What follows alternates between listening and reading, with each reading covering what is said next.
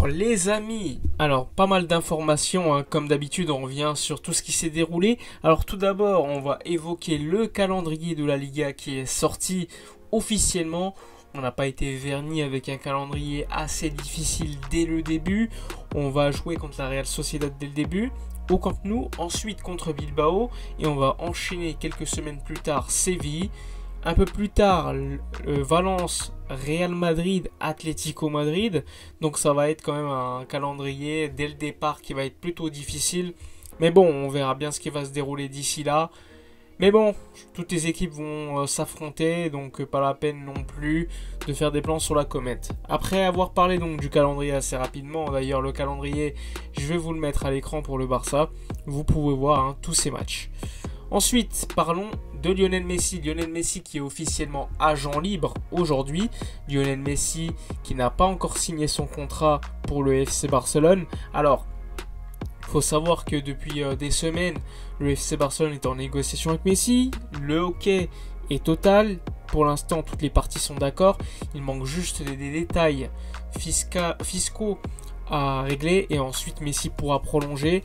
Et en même temps, il y a également le fair play financier de la Liga à respecter et Tebas ne fera pas de cadeau. Donc le FC Barcelone a décidé d'attendre finalement et de se débarrasser de certains joueurs, puisque pour inscrire Lionel Messi et vu son salaire, tu es obligé de libérer la masse salariale que tu as en ce moment. C'est pour cela que des joueurs comme Busquets, Jordi Alba et d'autres vont prolonger leur contrat probablement et baisser leur salaire considérablement. On parle d'ailleurs de 50% de baisse de salaire. Et donc Lionel Messi, ne vous inquiétez pas, va bien rester au FC Barcelone. Il va signer comme agent libre, c'est-à-dire à 0€. Donc ne vous inquiétez pas, il y a pas mal de gens qui commencent à dire ouais, Lionel Messi est libre, il va partir, etc. Non, ne vous inquiétez pas. Joan Laporta l'a encore dit hier, Lionel Messi veut rester, Lionel Messi c'est sur le bon chemin. Il manque juste encore quelques détails à régler, notamment le cas du fair play financier espagnol. Et ensuite on pourra l'annoncer. Donc rassurez-vous concernant Messi, ça ne sera pas encore pour cet été. Messi va prolonger de 2 ans, plus 3 ans, où cette fois-ci il aura un rôle d'ambassadeur pour le Barça aux États-Unis. Donc il jouerait en MLS, probablement à l'Inter de Miami. Mais ça vous le savez déjà si vous suivez mes vidéos depuis longtemps. L'Inter de Miami, je vous en parle déjà depuis très très longtemps, peut-être 1 an. Je vous expliquais que il avait déjà un accord avec Beckham, il avait déjà acheté des maisons à Miami. Ses enfants prennent des cours d'anglais pour se préparer. Enfin bref, énormément de détails qui montraient que la piste Miami était quand même une piste plus que plausible. Et aujourd'hui on le constate, un Messi qui prolonge et ensuite qui partira à Miami pour l'après-carrière en MLS et ensuite redevenir un joueur, pas un joueur, un ambassadeur pour représenter les intérêts du Barça, pour trouver des sponsors, etc. aux États-Unis. Et ensuite, il reviendra à Barcelone vivre avec sa famille de nouveau et avoir un poste, pour l'instant, qui n'a pas été déterminé au FC Barcelone. Donc, ne vous inquiétez pas concernant Lionel Messi. Alors, vous l'avez vu, d'ici là, il y a encore eu pas mal d'infos, même si on les connaissait déjà, comme Junior Firpo qui va bien signer à Leeds United pour 15 millions d'euros plus bonus.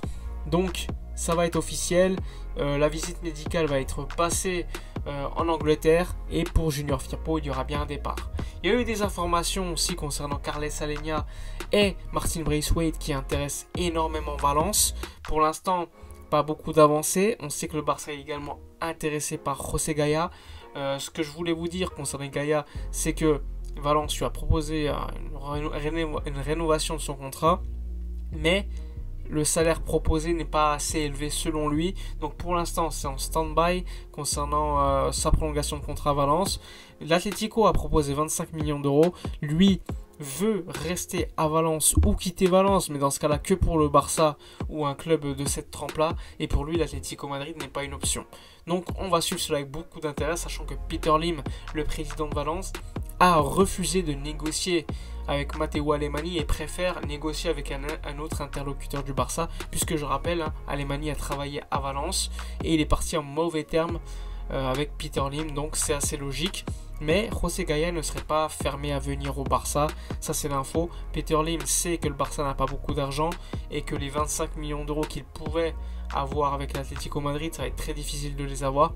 Donc il y a quand même une base de négociation qui serait possible, sachant que je le rappelle, Braithwaite ainsi que Carles Alenia intéressent Valence et notamment Bordalas, le coach de Valence qui a eu sous ses ordres Carles Alenia avec Retafe, et Martin Braithwaite, pas besoin de vous le présenter, qui a quand même une sacrée cote, enfin sa cote a quand même augmenté déjà avec l'Euro, et en Liga il avait déjà une bonne image par rapport à son passage à Leganés ou encore au FC Barcelone, où lorsqu'il jouait il n'était pas non plus scandaleux. Et puis quand tu joues au Barça, ça veut dire quand même quelque chose, c'est que tu as une certaine qualité, même si Matheus Fernandez, lui a joué 14 minutes, il me semble, en Ligue des Champions avec le Barça, et finalement le Barça a décidé de rompre son contrat.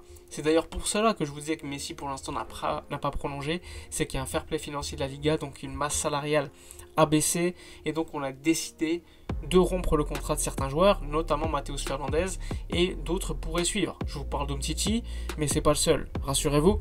Donc ça va bouger énormément d'ici les prochaines semaines, et il n'est pas impossible de voir certains joueurs quitter le Barça.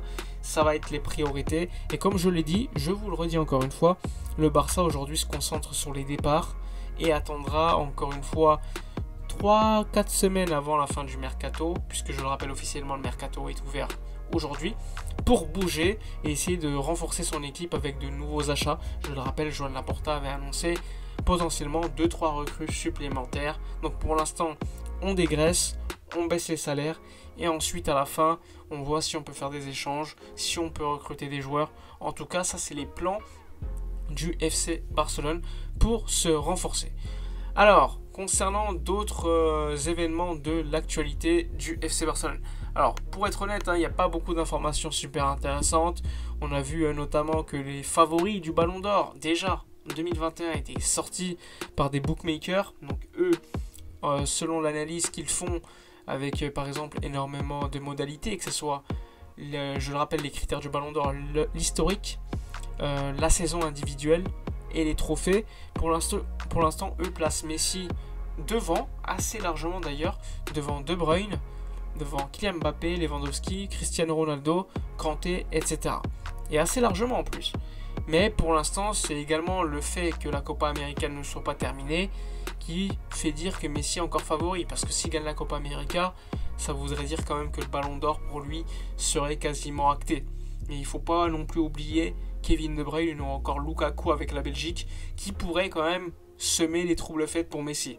Même si je pense que si Messi ne gagne pas la Copa América et que les Belges ne gagnent pas non plus l'Euro, eh bien il n'y aura aucun favori. Tous les favoris, en tout cas, n'auront pas gagné de grands trophées, et ça pourrait ouvrir la porte pour Lewandowski, à mon avis, Messi, Mbappé, Kanté, etc. Ça serait super serré, mais si Messi gagne la Copa América cet été, pour moi il n'y aura pas match. Ça sera une victoire, un ballon d'or de plus pour Messi. Mais bon, pour l'instant on n'en est pas là. Enfin bref, courte vidéo, j'espère qu'elle vous aura plu. N'oubliez pas de liker, commenter, partager, abonnez-vous à la chaîne, c'est super important. Moi je vous dis à la prochaine, et d'ici là comme d'habitude, portez-vous bien.